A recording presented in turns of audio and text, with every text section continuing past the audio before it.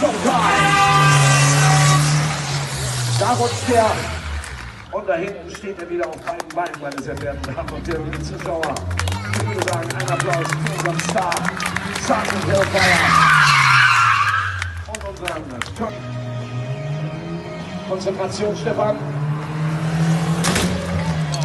Wow, tja, nicht ganz zu sehen. Naja, der wird schon wieder auftauchen.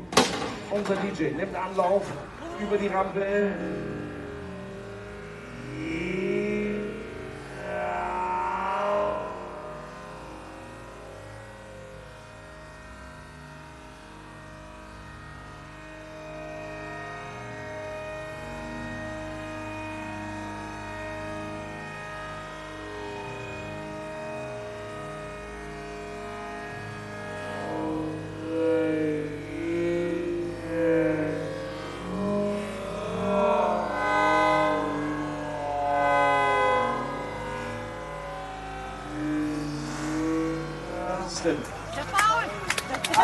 Auf der Seite des PKWs zu sitzen.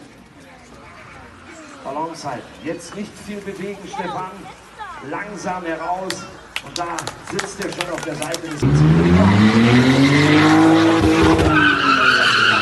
Erster Gang rein und geradeaus weiterfahren. Wo bleibt der Applaus?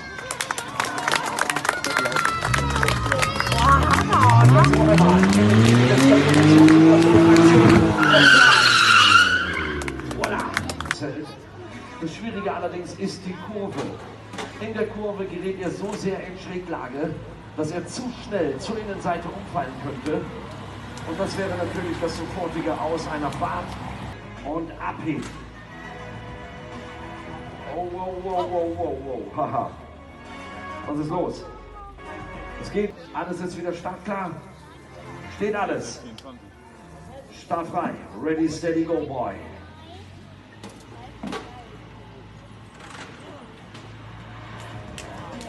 So, meine Damen und Herren, liebe Zuschauer. Hier sieht man's. Die Uneinheit frei. Und